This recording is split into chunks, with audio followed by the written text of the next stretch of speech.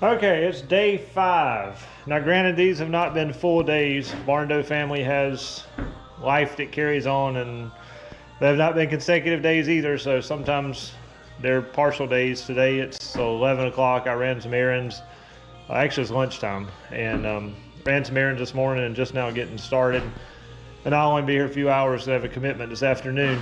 But anyway, what we're going to start on today is the ceiling repair that if you watched the last video, our chief demo expert, Little Barn Boy, started. And what I'm going to do is replace the sheetrock up there. But first, I'm going to go ahead and scrape all the popcorn off of this whole living room kitchen area. And we're going to end up with a nice flat ceiling when all this is done. Because I could re-popcorn that, but it's going to be hard to blend it in, and a nice flat ceiling would be very appealing in here. So now that's what we're going to attempt to do, and I'll set up a time lapse so you can watch. And the way to scrape popcorn off the ceiling is super simple, unless it's been painted. If it's been painted, it's a lot more difficult to get off, but it's still doable. It just takes a lot more scraping. All I do is mix up water in your insecticide sprayer, spray a light coat of water on it, and then go back with the scraper. Any scraper like this will work, and scrape it right off. It's just messy.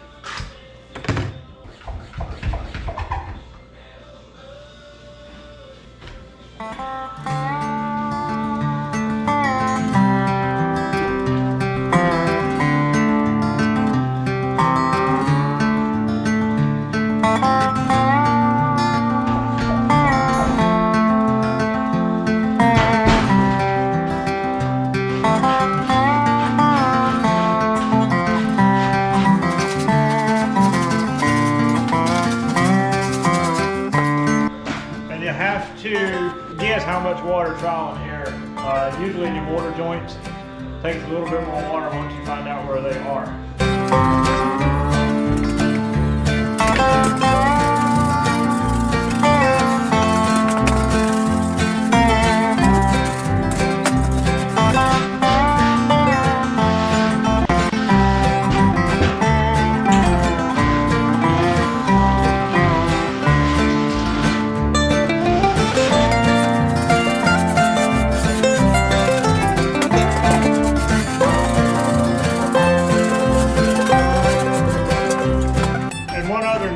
If you're over 45, it's a good idea to go ahead and schedule a chiropractor's appointment before you get started to get a neck and shoulder adjustment.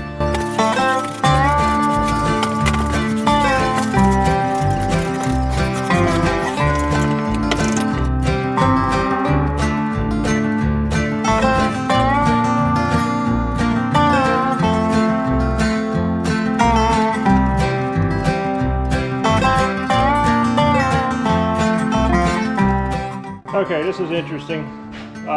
From the leak they had previously, once I got the sheetrock off, so we've got it cleared out, ready for a new sheet, kind of, except for one thing that I'm going to have to wait till we come back. You can see where the water got the best of this little truss here, and these trusses aren't made out of a whole lot. So if you live in a mobile home and the wind starts blowing hard, you see why they can be dangerous. But anyway, what I'm going to do is just reinforce this with a 2x6, and then sandwich another little 1.5x1 back between the two. Probably put two 2x6s on it, and that thing will be way stronger than it ever was. And I got to bring some insulation too, and we'll get it put back together when I come back. But in the meantime, I'm going to work on some other stuff. Alright, here is the next major issue that I'm aware of. And here we see what appears to be some termite damage. So, and this is where a trailer comes together, and I haven't been underneath to look, but I'll go down a little bit and see where they come from, which they had to climb the concrete block to get up. but I'll look and see if I can find out what happened there. And we're going to demo a little bit of this and see what needs to be repaired.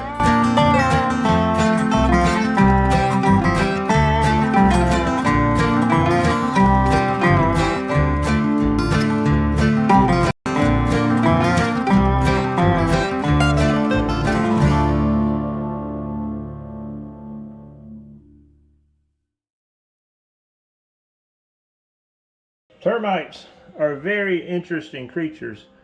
They will get in the grain and follow the grain. I've seen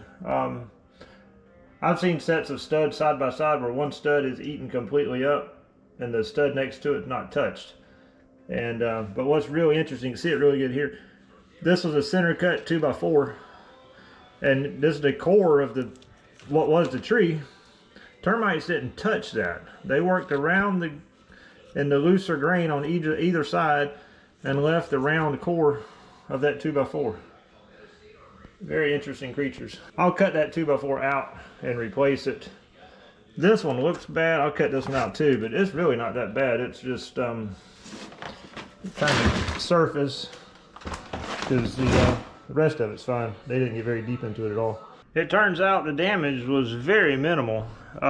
Apparently, I could not find any damage to the floor.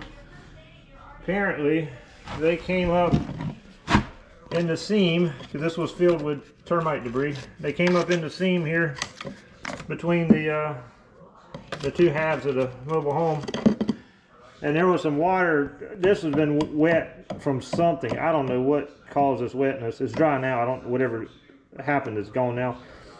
But that was enough to attract the termites, and they got in those studs and ran up. I'm gonna take these two out, replace them, and I think we should be good. All right, let's go look and see what we can find with the termite situation.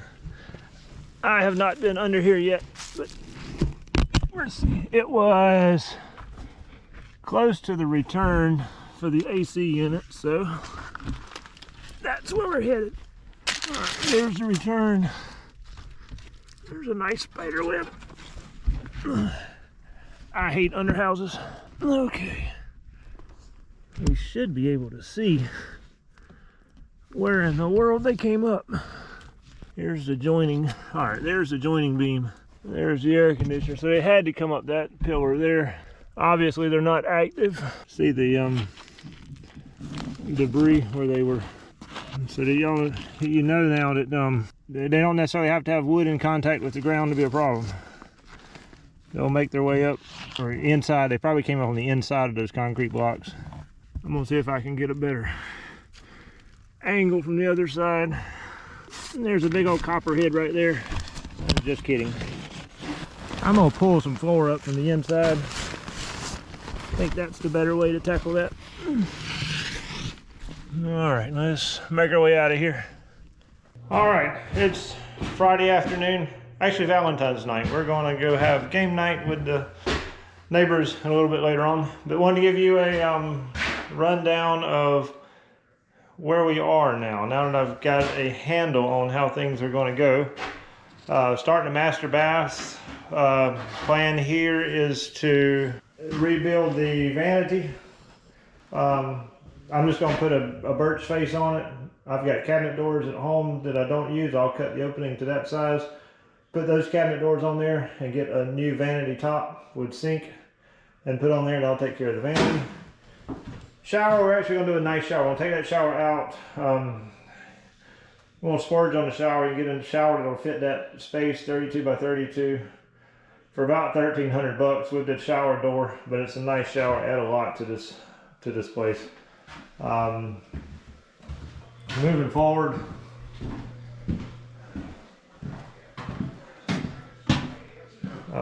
hole in the ceiling we talked about a while ago. We'll take care of that as soon as I come back. Termite damage, we're going to replace those studs. That's no problem. Took some more sheetrock out where there was major holes and whatnot in the sheetrock, and we'll put that back up. And I've got a guy that's really good at sheetrock. He'll come and, once I get all the sheetrock up, he'll come and mud everything. It won't be that expensive. And this bathroom, I did a little bit of cleaning on the tub while ago. I mean, you can't tell, it was really nasty, but I think it'll actually come clean. I didn't want to, it's got that odd drain in the side. I would normally just get a standard tub and put in there, but that's going to be a headache without getting, but I'll clean it. I think it'll clean up really nice. And vanity, we're going to do the same thing in here. I'll put a birch face on those cabinets, get a new countertop, and that'll take care of that and make it really nice. So with that, went and looked at doors today, found a door that'll replace that very well. So that's not, we'll actually upgrade that door some. So everything's coming together, or beginning to. At least I can see how it's going to turn out. It's going to be really nice. It's going to be more than, it's going to be nicer than what it's going to be worth, but you know, money's not everything. I enjoy the idea of making a really nice place for somebody to call home, and I think that's what we'll be able to do. Take a place that was the eyesore of the neighborhood, and it'll be the nicest place in the neighborhood, which is a good thing. So with that, we'll see you next time.